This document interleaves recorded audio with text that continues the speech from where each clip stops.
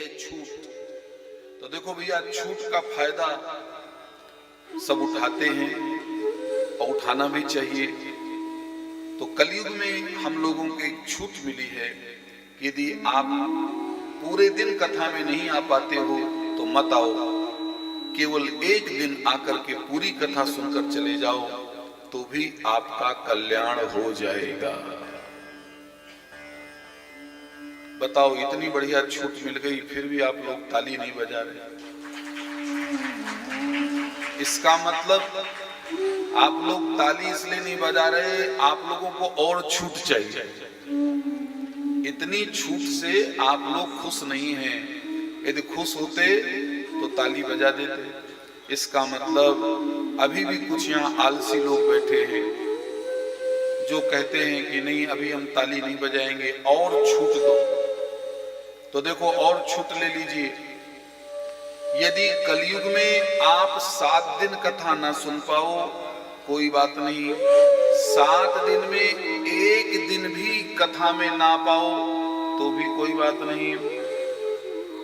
1 दिन कथा में आ जाओ और 3 घंटे ना बैठो, 4 घंटे ना बैठो, खाली भागवत का 1 श्लोक सुन के चले जाओ तो भी कल्याण हो जाएगा।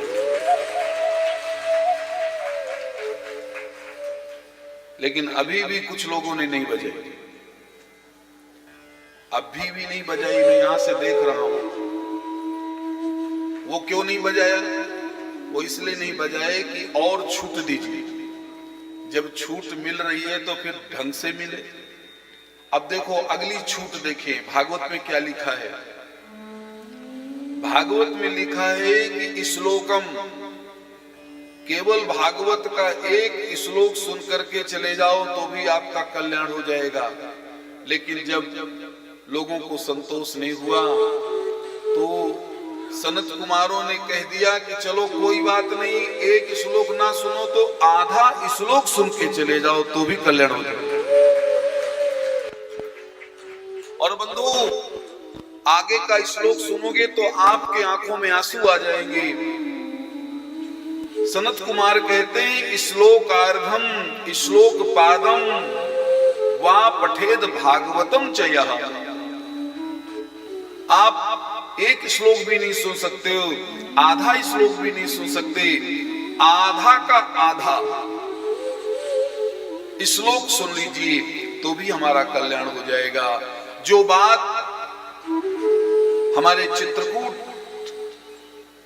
की निवासी पूज्यपाद गोस्वामी तुलसीदास जी ने कहा है, वही बात भगवान व्यास जी ने कहा है। तुलसीदास जी तो कहते हैं, एक घड़ी आधी घड़ी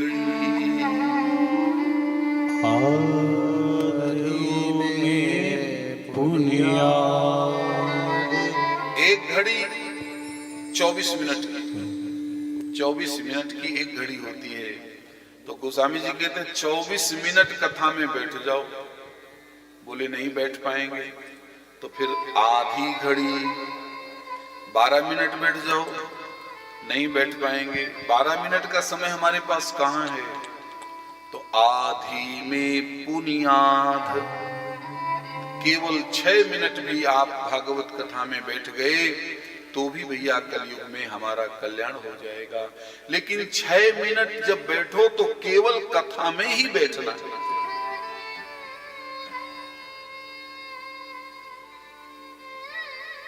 अभी हमारा शरीर कथा में बैठा है, लेकिन ये जो यहाँ बात हो रही है वो मन वाली बात हो रही है कि 6 मिनट आपका मन भी आपके साथ ही बैठे। हम लोग इतने लोग यहाँ बैठे हैं, लेकिन ईमानदारी से पूछा जाए तो कुछ ही लोगों के साथ मन बैठा होगा। नहीं, मन तो बैठे ही नहीं है कथा, मन तो कहीं घूम रहा। आप सब लोग अपने मन को जरा टटोलो कि बैठा है कथा में ईमानदारी से। अब मैंने मन का नाम लिया है तो सबका मन आ गया होगा, और देखना 2 मिनट में फिर ना खिसक जाए तो बताना। ये बैठता कहाँ है? और कहीं 6 मिनट ये मन बैठकर कथा सुन ले तो बंधु वही कथा हमारा कल्याण कर दे। आज हम कितनी कथाएं सुन रहे हैं, आज हम कितनी कथाएं बोल रहे हैं, आज हम कितना पूजा पाठ कर रहे हैं, आज हम क्या क्या नहीं कर रहे, लेकिन कल्याण क्यों नहीं हो रहा? कल्याण इसीलिए नहीं हो रहा क्योंकि हम मन के साथ नहीं कर रहे। मन हमारा और कहीं है। बंधु 25 माला जपने की जरूरत नहीं है, खाली एक माला आप मन एकाग्र करके जप लीजिए तो एक माला 100 माला के बराबर हो जाए। लेकिन बस दुख इसी बात का है कि ये मन एकाग्र होता ही नहीं। ये मन का स्वभाव है।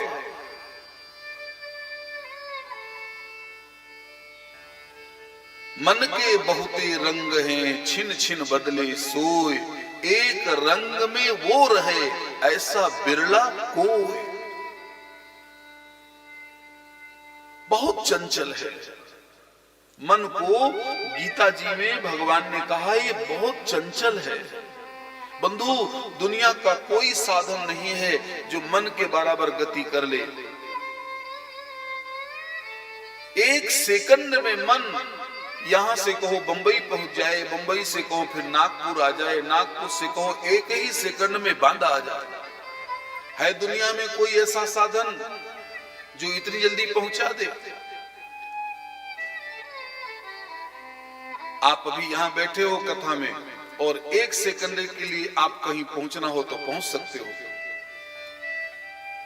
एक सेकंड में कहो बद्रीनारायण पहुंच जाए, एक सेकंड में कहो केदारनाथ पहुंच जाए, एक सेकंड में कहो तिरुपति बालाजी पहुंच जाए।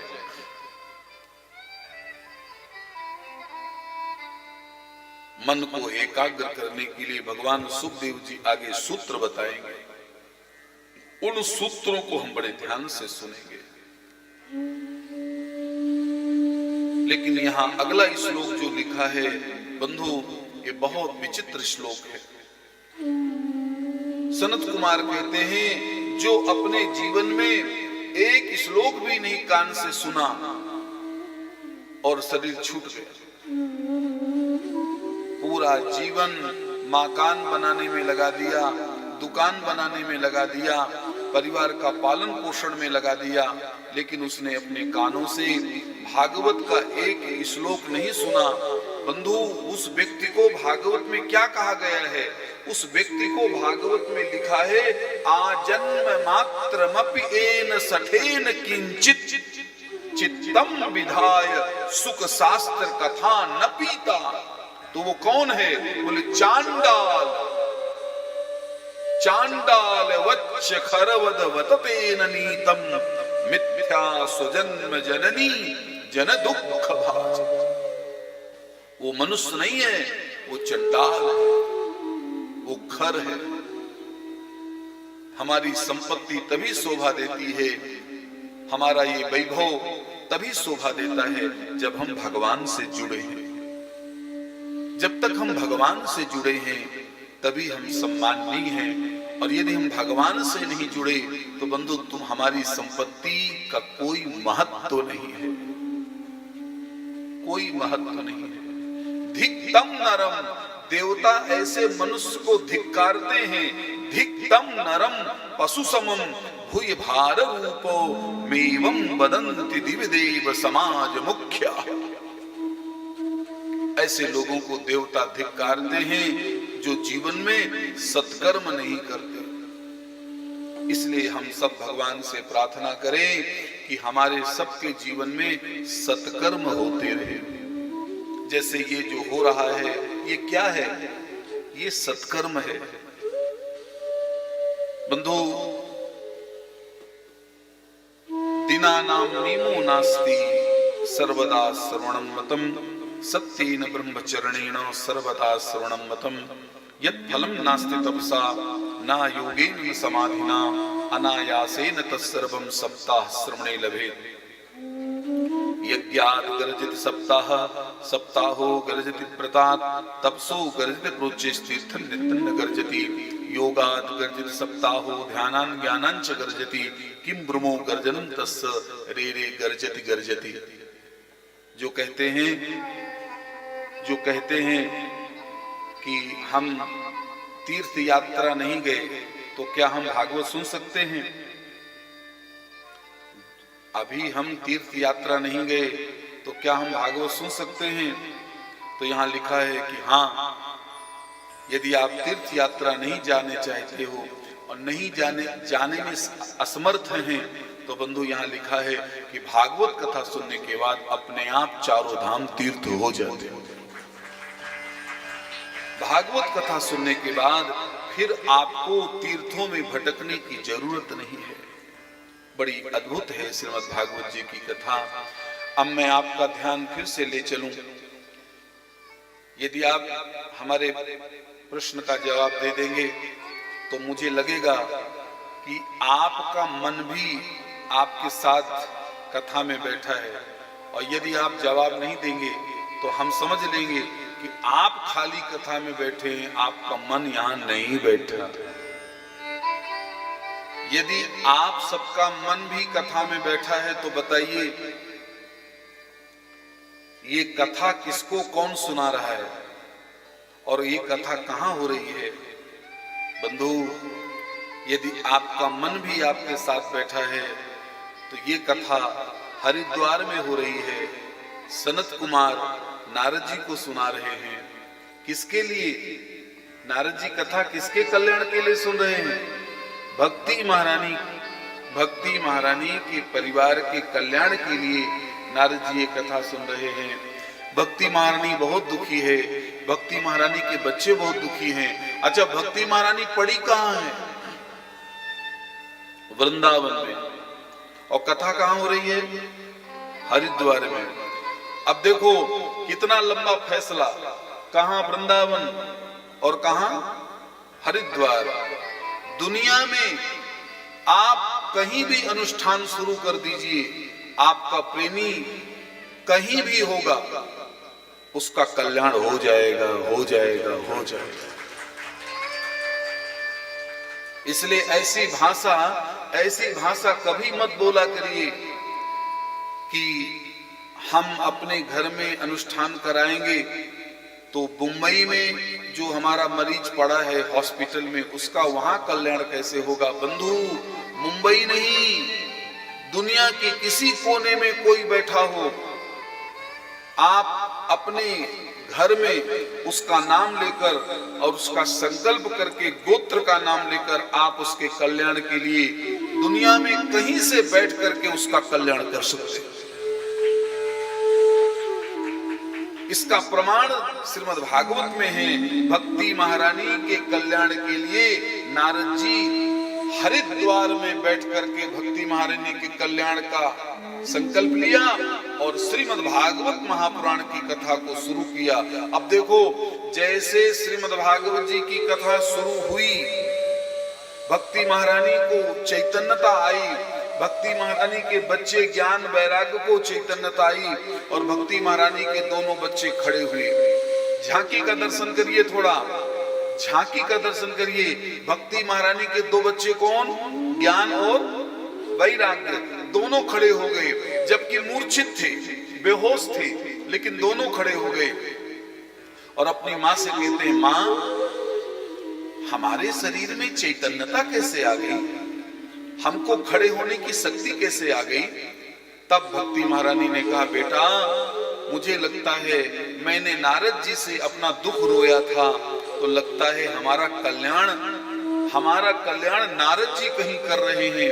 और भक्ति महारानी ने जब ध्यान करके देखा, ओहो, हमारे कल्याण के लिए हरिद्वार में भागवत हो रही है। भक्ति महारानी को दिख गया कि हमारे परिवार के कल्याण के लिए नारद जी जैसे संत भागवत कथा सुना रहे हैं। अब तो भक्ति महारानी अपने दोनों बच्चों का हाथ पकड़ा और वृंदावन धाम से चल दिया। कहां पहुंच गई? गंगा के किनारे, हरिद्वार। देखो, भागवत में उसका एक श्लोक लिखा है, भक्ति सुतौ तौ तरणौ गृहीत्वा प्रेमैक एक रूपा सहसा विरासी। श्री कृष्ण गोविंद हरे मुरारी, नाथेति नामानि मुहुर्बदन्। इस श्लोक का अर्थ ध्यान से सुन ले। इस श्लोक का अर्थ क्या है? इस श्लोक का अर्थ यह है कि भक्ति सुतौ तौ, भक्ति अपने दोनों बच्चों को लेकर वृंदावन धाम से चली और हरिद्वार पहुंच गई। कहां पहुंच गई? जहां कथा हो रही है। अब देखो, जैसे यहां कथा हो रही है और भक्ति महारानी पीछे से आए, ऐसे भक्ति महारानी कैसे आई है भागवत कथा में? ऐसे ये भक्ति महारानी अपने शरीर को हिलाते हुए और दोनों हाथों को हिलाते हुए, अब भक्ति महारानी आगे आगे हाथ को हिला रही है और पीछे कौन? ज्ञान और वैराग्य। वो दोनों बच्चे भी, ज्ञान और वैराग्य भी भक्ति महारानी की अपनी माँ के पीछे पीछे हाथ हिला रहे हैं, शरीर हिला रहे हैं। और शरीर ही नहीं हिला रहे, अपनी जबान भी हिला रहे हैं। भक्ति महारानी की जीभ से एक कीर्तन निकला है। वो कीर्तन आप लोगों को भी आता है, आता तो है लेकिन बोलते नहीं। बंधु, ये कीर्तन भक्ति महारानी के मुख से निकला है, इसलिए इस कीर्तन को कभी मत छोड़ो। आओ, भक्ति महारानी के मुख से कौन सा कीर्तन निकला? सब बोलिए।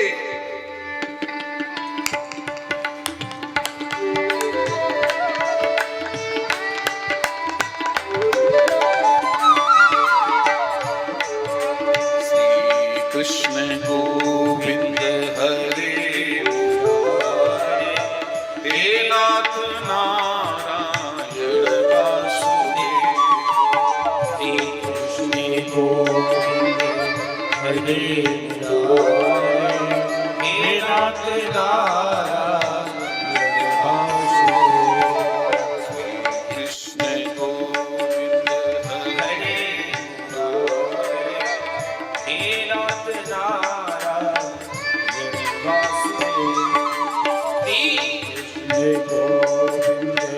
हरे सभी गाइए, हे नाथ नारायण वासुदेव। और ताली बजा के गाना है। हे नाथ नारायण वासुदेव, हे नाथ नारायण वासुदेव, हे नाथ नारायण वासुदेव, हे नाथ नारायण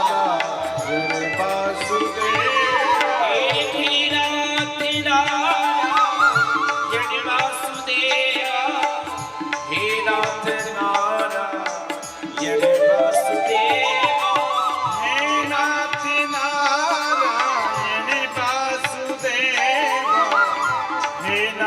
नारायण वासुदेव। श्री कृष्ण गोविंद हरे मुरारे, हे नाथ नारायण वासुदेव। कृष्ण गोविंद हरे मुरारे, हे नाथ नारायण वासुदेव। देहांतिका बंसी बजाते मन को लुभाते, देहांत काले तुम सामने हो। बंसी बजाते मन को लुभाते, गीत गाता मैं हो हे नाथ नारायण वासुदेव। गोविंद हरे मुरारे, हे नाथ नारायण वासुदेव।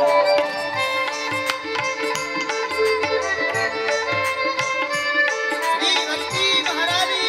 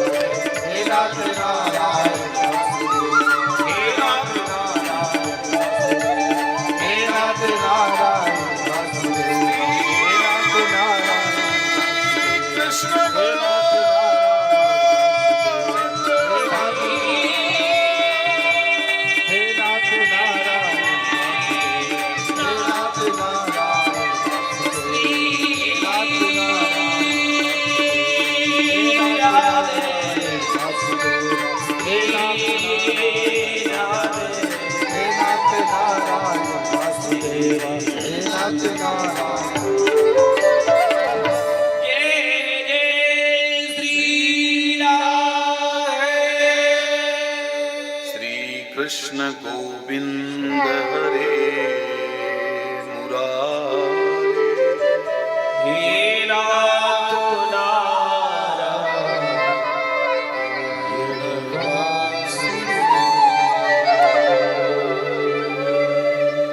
कथा को ध्यान से सुने, अपने आप सब समाधान हो जाता है।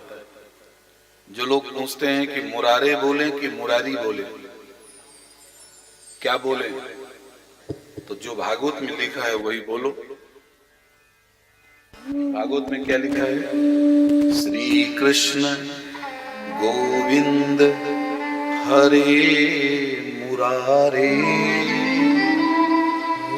हे नाथ नारायण।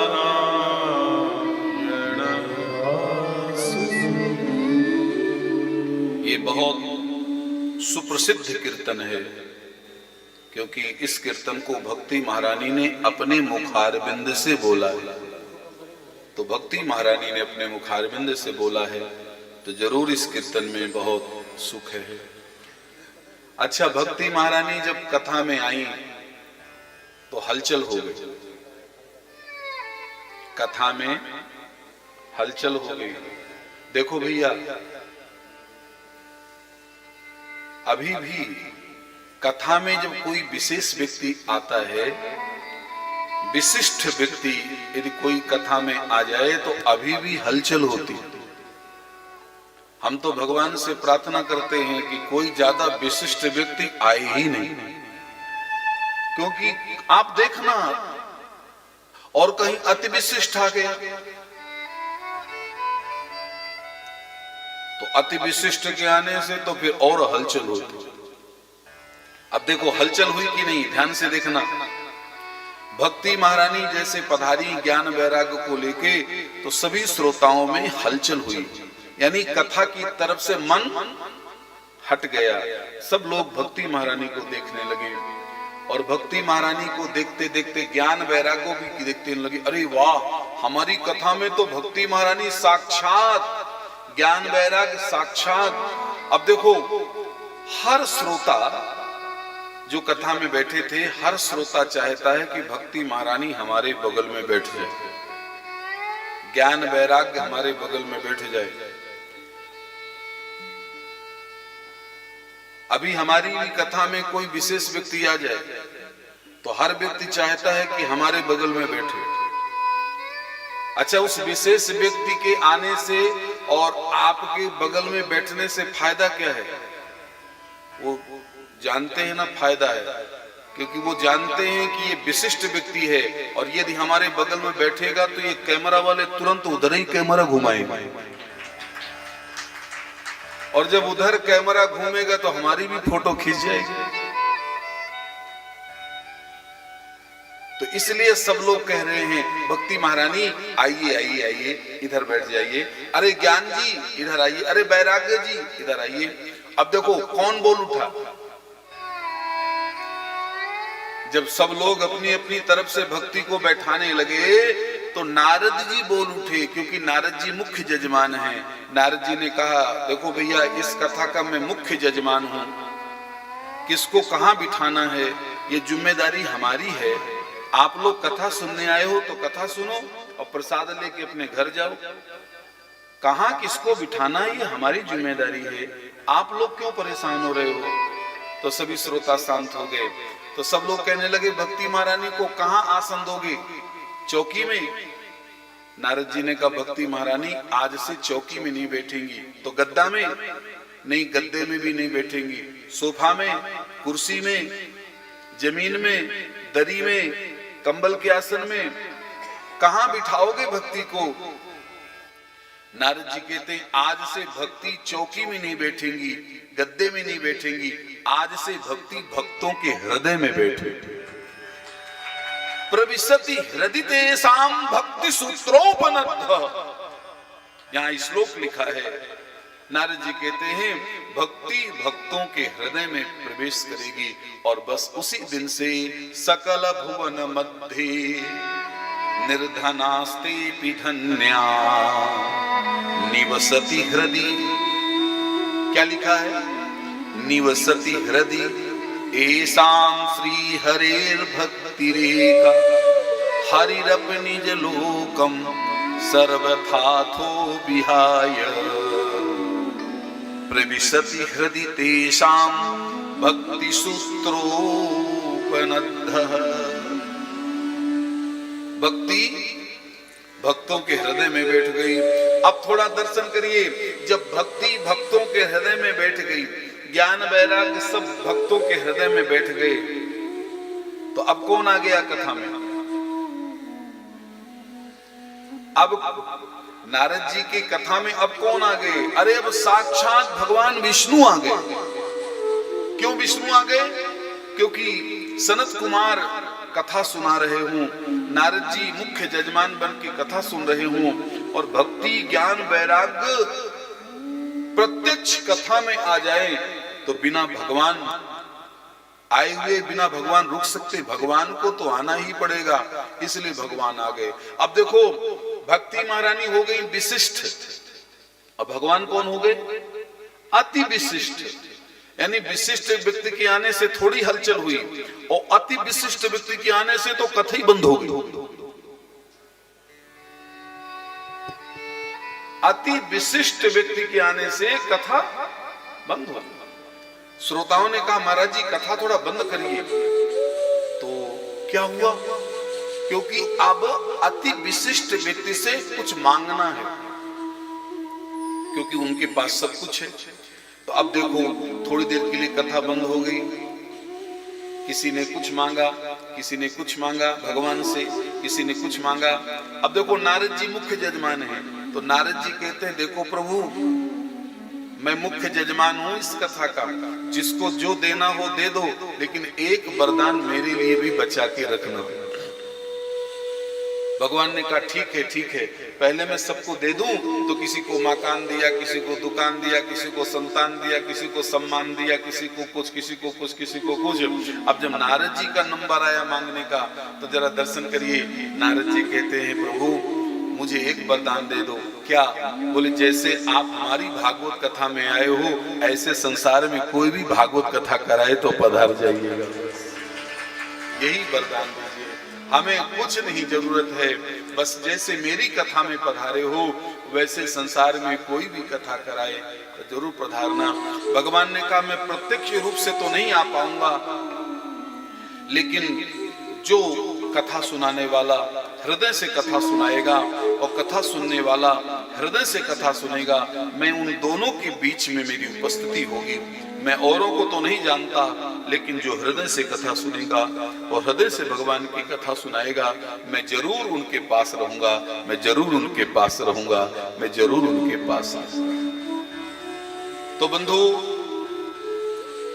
भगवान की कथा सुनने वाले तो सैकड़ों होते हैं, लेकिन भगवान उन्हीं के पास में बैठते हैं जो भक्ति के साथ, ज्ञान के साथ, वैराग्य के साथ, नारद जी के साथ और सनत कुमारों के साथ बैठकर जो कथा सुनते हैं। भगवान कहते हैं मैं उनके साथ बैठकर कथा सुनता हूं। अब इसके बाद नारद जी ने प्रश्न किया के विशुद्ध्यन्ति वदन्तु मह्यम्। हमारी आप सबसे हाथ जोड़कर प्रार्थना है, भागवत कथा में कथा भी सुनिए और श्लोक भी सुनिए। आज बड़े दुख के साथ इस बात को कहना पड़ रहा है कि श्लोक लुप्त होते जा रहे हैं। केवल भागवत कथा में कथा, नाच, गान, बस केवल कथा इतने में सिमट रही है। हम लोग जग जाएं, हम लोग ऐसी कथाओं का बहिष्कार करें जिन कथाओं में श्लोक नहीं बोले जा रहे हैं, और जिन कथाओं में श्लोक बोले जा रहे हैं उन कथा की प्रशंसा करें। जब आप ऐसी कथाओं की प्रशंसा करेंगे तो बंधु कथा सुनाने वाला अपने आप श्लोक बोलेगा। देखो, आपको ज्यादा भजन सुनना है कथा में तो अलग से जागरण करा लो ना। आपको भजन सुनने का सुख है, भजन सुनने का बहुत ज्यादा, तो अलग से आप जागरण कराइए, खूब बढ़िया भजन सुनिए। लेकिन भागवत कथा में उतने ही भजन होना चाहिए, उतना ही कीर्तन होना चाहिए जितना क्या दाल में नमक। अच्छा, दाल में नमक डाल दो तो भी दाल अच्छी नहीं लगेगी, और दाल में एक भी नमक ना डालो तो भी दाल अच्छी नहीं लगेगी। ऐसे ही भागवत कथा में मेरे भाई बहन भजन भी जरूरी है, कीर्तन भी जरूरी है, लेकिन उतना ही जितना दाल में नमक जरूरी होता है। नमक कितना होता है? एक पाव दाल बनाना पड़े तो कितना नमक डालना पड़े? एक पाव तौल के हम लोग दाल बनाएं तो नमक कितना डालना पड़ेगा? 100 ग्राम, 100 ग्राम नहीं, 200 ग्राम। तो फिर नमक कितना पड़ता है? इतना। इसी तरह भागवत कथा में मेरे भाई बहन दाल ज्यादा पड़नी चाहिए। दाल क्या है? ये के विशुद्ध्यन्ति वदन्तु मह्यम, यानी श्लोकों की संख्या भागवत में ज्यादा होनी चाहिए। अब 7 दिन में 18,000 श्लोक तो नहीं सुना सकते, 7 दिन में 18,000 श्लोक तो नहीं सुना सकते, लेकिन कोशिश करें हम लोग कि 7 दिन में कम से कम 18,000 नहीं सुना सकते तो 1800 तो सुना सकते।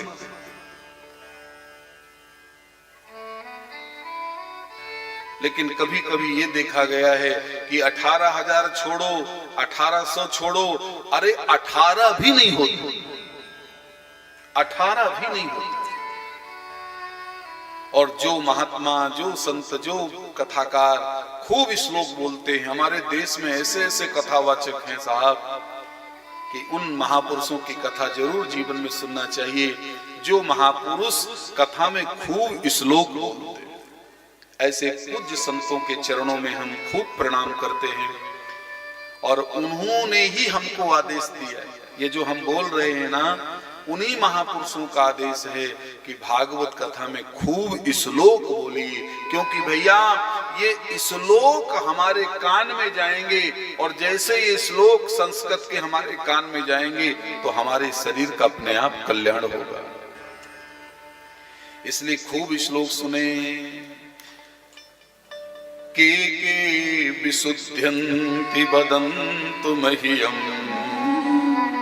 सप्ताह यज्ञेन कथामयेन। नारद जी ने पूछा, हे सूरज कुमारो, अब आप हमको ये बताओ कि भागवत कथा से कौन कौन लोग शुद्ध होते? बंधु, श्रीमद् भागवत महापुराण की एक ऐसी कथा है कि दुनिया में कितना बड़ा से बड़ा पापी, बड़ा से बड़ा अपराधी भागवत कथा मंडप पर आ जाए और अपने पाप को स्वीकार कर ले, तो भागवत उनके सभी पापों को समाप्त कर देती है। ए मानवाः पाप कृतस्तु सर्वदा सदा दुराचार रता विमार्गाः क्रोधाग्नि दग्धः कुटिलस्य कामिनः सप्ताह यज्ञेन कलौ पुनन्ति ते पंचोग्र पापाक्षलछद्मकारिणाः क्रूरः पिशाचा इव निर्दयाश्रयी ब्रह्मा स्वपुष्पा व्यभिचारकारिणाः सप्ताह यज्ञेन कलौ पुनन्ति ते। ये बड़े बड़े पापी भी भागवत कथा में आ जाएं तो बंधु भागवत उनका भी कल्याण कर देती है। नारद जी ने कहा हमको भरोसा नहीं हो रहा, कोई एक पापी की कथा सुनाइए जिसका कल्याण हुआ हो। तब एक पापी की कथा सुनाई है जिस पापी का नाम था धुंधकारी। धुंधकारी का जन्म कैसे हुआ बंधु, इस कथा से आप सभी परिचित हैं। धुंधकारी का जन्म कैसे हुआ, धुंधकारी जी का जन्म कैसे हुआ। देखो वो पहले राक्षस था, भूत था, प्रेत था, और आज देखो आज क्या हुआ। आज तो भागवत कथा में धुंधकारी की भी पूजा होती है। ये जो बांस लगा है ना वो धुंधकारी ही है। तो ये धुंधकारी जी का जन्म कैसे हुआ बहुत ध्यान से सुने, हम बहुत संक्षेप में सुनाना चाहते हैं। पंडित आत्मदेव शर्मा एक पंडित जी थे जिनका नाम था पंडित आत्मदेव शर्मा। उनकी पत्नी का नाम था श्रीमती धुंधली शर्मा। ये वो भी शर्मा परिवार था और ये कथा भी शर्मा परिवार में हो रही है। हमारे पंडित जी कौन थे, आत्मदेव शर्मा, उनकी पत्नी श्रीमती धुंधली शर्मा। बंधु ये पंडित जी बहुत अच्छे थे, शर्मा पंडित जी बहुत अच्छे थे, बहुत अच्छे थे, बहुत अच्छी पंडिताई कराते थे, बहुत अच्छी कथा सुनाते थे, ज्योतिष का भी बहुत अच्छा ज्ञान था और इनकी खूब जजमानी थी। बहुत अच्छा मंदिर भी था, पूरा नगर पंडित जी को सम्मान करता था क्योंकि सबके घर में पूजा पाठ कराने जाते थे, सब लोग प्रणाम करते थे। पंडित जी के पास खूब संपत्ति थी लेकिन पंडित जी के पास संतान नहीं हो रही थी। संतान से पंडित जी दुखी रहे। एक दिन पंडित जी को लगा कि मैं लगता है गंगा जी में कूद जाऊं, क्योंकि मैं जिसका अनुष्ठान कर देता हूं उसको संतान हो जाती है।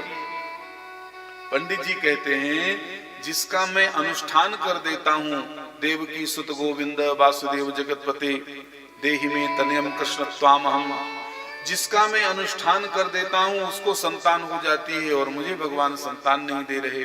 और बंधु पंडित जी ने पता क्या किया, पंडित जी ने कहा चलो कोई बात नहीं, अब मैं एक काम करता हूं, ये पुरोहिती वृत्ति बंद कर देता हूं। अब मैं किसके लिए पैसा कमाऊं जब मेरी कोई बेटा बेटी नहीं, क्या होगा। चलो पंडिताई बंद। और पंडित जी ने क्या किया, पंडित जी ने एक गाय को पाल लिया। अब हम पूरी जीवन गाय की सेवा करेंगे, अब हम पंडिताई नहीं करेंगे। बंधु क्या हुआ पता है, क्या हुआ, अरे भैया कुछ नहीं, वो गाय भी पंडित जी के घर में बंध्या हो गई। पंडित जी के घर में आते ही गाय बंध्या हो गई। बंध्या माने बच्चा देना बंद कर दिया। अब तो महाराज पंडित जी को बड़ा कष्ट हुआ, अरे राम राम में इतना अभागा कि मेरे घर में गाय भी बच्चा नहीं दे रही। तो पंडित जी को बहुत गुस्सा आया और पंडित जी चले गए गंगा में कूदने, मैं मर जाऊंगा, मेरे घर में गाय भी बंध्या हो गई, मैं इतना अभागा, मैं इतना पापी।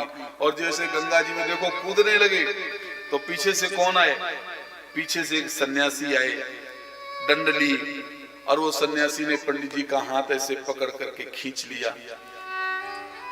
ये कथा क्या संदेश दे रही है, ये कथा संदेश क्या दे रही है।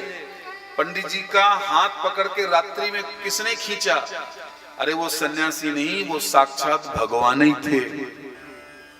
बंधु याद रखना, भगवान का भक्त यदि कभी गलती से अकाल मृत्यु करने की योजना बनाएगा तो भगवान खुद आकर के सन्यासी बनकर के उसको बचा लेगा। भगवान अपने भक्त की कभी अकाल मृत्यु नहीं होने देंगे।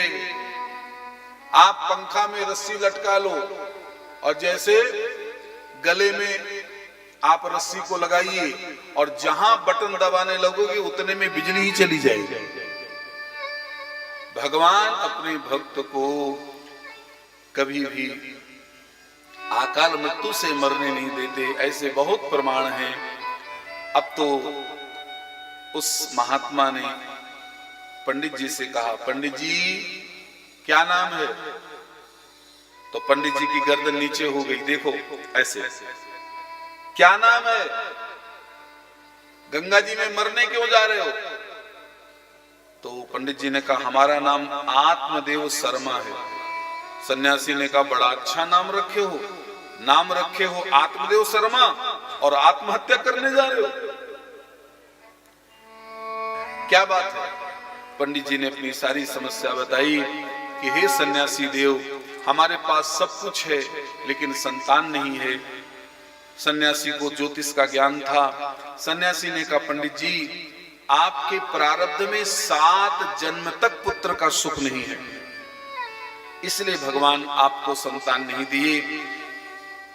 जब हमारे प्रारब्ध में किसी वस्तु का सुख नहीं होता, याद रखना भगवान वह वस्तु नहीं देते। यदि हमारे प्रारब्ध में विवाह सुख नहीं है, पत्नी का सुख नहीं है, तो भगवान उसका विवाह नहीं होने देंगे। यदि आपके प्रारब्ध में पति का सुख नहीं है, तो भगवान आपका विवाह नहीं होने देंगे। यदि आपके प्रारब्ध में पत्नी का सुख नहीं है, तो आपका विवाह भगवान नहीं होने देंगे। आपके प्रारब्ध में संतान सुख नहीं है, तो आपको संतान नहीं होगी। आपके प्रारब्ध में मकान का सुख नहीं है, तो भगवान आपका मकान नहीं बनवाएंगे। भगवान जानते हैं कि जब उसके प्रारब्ध में सुख है ही नहीं, तो मैं रोने के लिए क्यों ऐसा करूं? हे पंडित जी, आपके प्रारब्ध में 1 जन्म नहीं 7 जन्म तक पुत्र का सुख नहीं है। 7 जन्म बधितो पुत्रो नैव च नैव च। अब देखो, कोई आदमी ऐसा बोल दे कि 7 जन्म आपको सुख नहीं है, तो क्या होगा? रोने लगेगा। पंडित जी रोते रोते चरणों में गिर गए सन्यासी के, बोले अब मैं आपके ही चरणों में प्राण छोड़ दूंगा। गंगा जी में छोड़ना था तो गंगा जी में बच गया, तो अब आपके चरणों में प्राण छोड़ दूं। सन्यासी ने कहा, बाबा बाप रे, हमने कहां से पूछ लिया? लेकिन बंधु, जो वस्तु भगवान नहीं दे पाते, कभी कभी वो वस्तु सदगुरु दे देता है। जो वस्तु भगवान नहीं दे पाते, कभी कभी वो वस्तु सदगुरु दे देते हैं। सन्यासी ने कहा, पंडित जी आपके प्रारब्ध में पुत्र सुख नहीं है, लेकिन फिर भी आप मेरे चरणों में प्राण दे रहे हो, तो मैं आपको ये फल देता हूं। झोली से फल निकाला और फल दिया और कहा, जाओ अपनी पत्नी को खिला देना। और मैं पूरे विश्वास के साथ कहता हूं, यदि तुम्हारी पत्नी इस फल को खा लिया और 1 साल तक झूठ नहीं बोला, 1 साल तक नियम के साथ रही, तो तुम्हारे घर में पुत्र होगा। पंडित जी गए, धुंधली से कहा, धुंधली ये फल खा लो, फल खाने से तुमको भी बेटा हो जाएगा। बंधु याद रखना, धुंधली ने फल तो ले लिया, लेकिन जब पंडित जी ने फल खाने का नियम बताया, उस नियम को सुनकर के बेचारी धुंधली कांप गई, क्योंकि पंडित जी ने नियम बताया है कि फल खाने के बाद सत्यम शौचम दयाम दानम मेक भक्तम तु भोजनम। 1 साल तक झूठ नहीं बोलना पड़ेगा, 1 साल तक 1 वक्त भोजन करना पड़ेगा, 1 साल तक दिन में सोना नहीं होगा।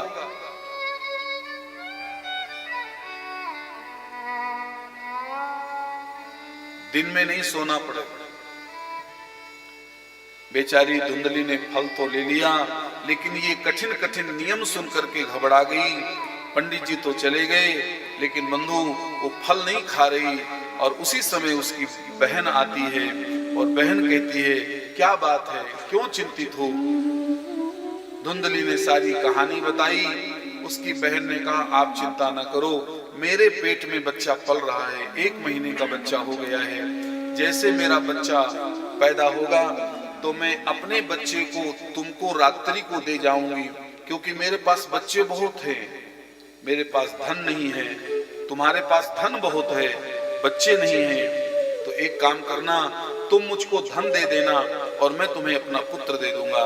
और बंधु, इन दोनों ने ऐसा ही किया, अपनी बहन का बेटा मंगवा लिया और उसी बेटे का नाम उसने अपने नाम से रख दिया। जो बहन के घर से बेटा मंगवाया उसका क्या नाम रख दिया? माँ का क्या नाम है? माँ का नाम है धुंधली, तो अपने बेटे का नाम रख दिया धुंधकारी। लेकिन देखो मजे की बात, जो महात्मा ने फल दिया था खाने को, जो महात्मा ने फल दिया था खाने को, वो फल को खुद नहीं खाया, गाय को खिला दिया, तो गाय के भी पेट से बच्चा पैदा हो गया। फल की जरा प्रसाद की महिमा देखो, प्रसाद की कितनी महिमा है। स्त्री ने नहीं खाया, गाय ने खाया, तो गाय के पेट से बालक पैदा हुआ और वही बालक का नाम गोकर्ण रखा। लेकिन दोनों बच्चों में बहुत अंतर है। गोकर्ण संस्कारवान है क्योंकि गाय के पेट से पैदा हुए हैं, और ये धुंधकारी बहुत शैतान। भागवत में उसकी शैतानी बहुत लिखी हुई है, ये सुनाने की कोई ज्यादा जरूरत नहीं है। बहुत शैतान था, बहुत शैतान। अब उसकी शैतानी इतनी सुन, धुंधकारी इतना शैतान था कि छोटे बच्चों को उठा के कुआं में डाल दिया। अब आप सोचो कितनी शैतानी। अंत में आत्मदेव को पता चल गया। देखो, आप किसी के साथ कुछ कपट करोगे, एक दिन वो राज खुल जाएगा। इसलिए कभी भी अपने मधुर रिश्तों में कोई कपट नहीं करना चाहिए, कोई झूठ नहीं बोलना चाहिए। देखो, धुंधली ने झूठ बोला कि नहीं? जब पंडित आत्मदेव शर्मा ने पूछा कि फलम भुक्तम, तुमने फल खा लिया, तो ये धुंधली अपने पति से झूठ बोल गई और कह दिया भुक्तम, मैंने खा लिया। तो यदि आप पवित्र रिश्तों में झूठ बोलोगे, कपट करोगे, तो याद रखना एक दिन पोल खुल जाएगी और तुम्हारा जीवन नरक हो जाएगा। आपका जीवन नरक हो जाएगा, आपका परिवार बिगड़ जाएगा, कोई में कोई घटना घट जाएगी। इसलिए कभी भी अच्छे संबंधों में झूठ नहीं बोलना चाहिए। झूठ तो वैसे कभी नहीं बोलना चाहिए, लेकिन कम से कम जो मधुर संबंध हैं उनमें तो झूठ बोलना ही नहीं चाहिए। और बस पंडित जी को पता चल गया कि मेरी पत्नी ने मेरे साथ धोखा किया। जो उन्हें फल दिया था खाने को वो खाया नहीं, गाय को खिलाया, और बस उसी समय रात्रि को पंडित जी घर छोड़कर चले गए। पत्नी से वैराग्य हो गया, पत्नी से घृणा हो गई। और जब गोकर्ण को पता चला कि मेरे पिता घर छोड़कर चले गए, तो गोकर्ण भी पीछे पीछे चले गए। गोकर्ण जी ने यहाँ पर आत्मदेव पंडित को बहुत सुंदर उपदेश दिया है कि देहे स्तिमान सरुधिरे विमतिम त्यजत्वम जाया सुता दिशु सदा ममताम विमुंच पश्यानिसम जगदिदम क्षणभंग निष्ठम वैराग्य राग रसिको भवभक्ति निष्ठा धर्मं भजस्व सततम तजलोक धर्मान सेवस्व साधु पुरुषं जहि काम तृष्णान अन्यस्य दोष गुण चिंतन मासु मुक्त्वा सेवा कथा रसभु नितरां पिबत्व। ये दोनों का कल्याण हो गया। जो घर से बाहर निकल गए उनका कल्याण हो गया, और जो घर में घुसी रही, कौन घुसी रही? अरे वही जिसने कपट किया पति के साथ। उसके बेटे धुंधकारी ने अपनी मां को उठाया और कुएं में जाके डाल दिया। अभी अभी मैंने आपसे क्या प्रार्थना करी थी कि घर बर्बाद हो जाएगा, और बर्बाद हो गया कि नहीं? छोटी सी गलती में, छोटी सी झूठ ने पत्नी कुआं में गिर गई, पिताजी चले गए, अब घर में कौन बचा? वही धुंधकारी। और अंत में धुंधकारी को भी वैश्यों ने मार डाला, और वही धुंधकारी मरने के बाद प्रेत बना और पंडित जी का घर खंडहर हो गया। पंडित जी का घर खंडहर हो गया। ये वही घर है जिस घर में 10-50 लोग बैठे रहते थे। पंडित जी ये विचार दो, पंडित जी ये विचार दो, पंडित जी पूजा कराना है, पंडित जी प्रणाम, पंडित जी ये ले लो।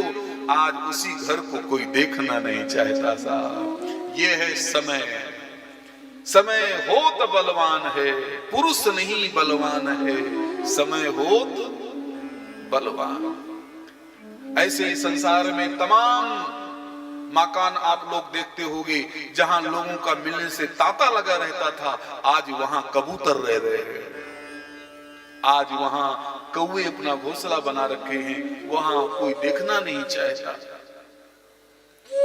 बहुत दिनों के बाद जब गोकर्ण जी गांव आए तीर्थ यात्रा करके और ये धुंधकारी प्रेत गोकर्ण जी से बातचीत किया कि मेरा कल्याण करो, मैं बहुत परेशान हूं। तब गोकर्ण जी ने भगवान सूर्य नारायण से पूछा कि मेरा भाई बहुत परेशान है, प्रेत योनि में पड़ा है, हे सूर्य भगवान आप जल्दी बताओ मेरे भाई का कल्याण कैसे हो। तब सूर्य भगवान ने कहा कि श्रीमद् भागवतान मुक्ति सप्ताहम वाचनम कुरु इति सूर्य वचः सर्वै धर्मम रूपम च विश्रुतम। भगवान सूर्य नारायण ने कहा, हे गोकर्ण यदि तुम अपने भाई धुंधकारी को श्रीमद् भागवत महापुराण की कथा सुना दो तो तुम्हारा भाई प्रेत योनि से छूट जाएगा। भगवान सूर्य के इस वाक्य को सुनकर के गोकर्ण जी ने धुंधकारी के कल्याण के लिए श्रीमद् भागवत कथा सुनाने के लिए गद्दी में बैठ गए। बंधु, जैसे धुंधकारी के कल्याण के लिए भगवान गोकर्ण जब व्यास गद्दी में बैठे तो पूरा गांव कथा में आके बैठ गया, लेकिन प्रेत कहां बैठे? गद्दे में बैठ नहीं सकता। प्रेत माने हवा, प्रेत माने हवा। हवा गद्दे में बैठ नहीं सकती, सोफा में बैठ नहीं सकती, कुर्सी में बैठ नहीं सकती, चौकी में बैठ नहीं सकती। धुंधकारी प्रेत ने सोचा मेरे कल्याण के लिए कथा शुरू हो गई तो मैं बैठूं कहां? संयोग से एक बांस लगा था, लगाया नहीं गया था, बांस लगा था। बंधु, उस जमाने में जब कथाएं होती थी तो वहां बांस लगता था। बांस लगने वाली कथा हमने भी अपने जीवन में करी है। आज इसलिए हमको याद है, हमने ऐसी जीवन में कथाएं करी हैं कि जिनमें ऐसे बांस लगा दिए जाते थे, पीछे भी बांस। और मैंने अपनी ऐसी कथा सुनाई है अपने जीवन में। बंधु, सजाने के लिए पता क्या किया जाता था? व्यास गद्दी को सजाने के लिए घर की जितनी भी साड़ियां थी उन साड़ियों को निकाला जाता था और उन साड़ियों को फिर वहां लगाया जाता था और ऐसी व्यास गद्दी बनती थी और ऐसी कथा करने का सौभाग्य हमको भी मिला है।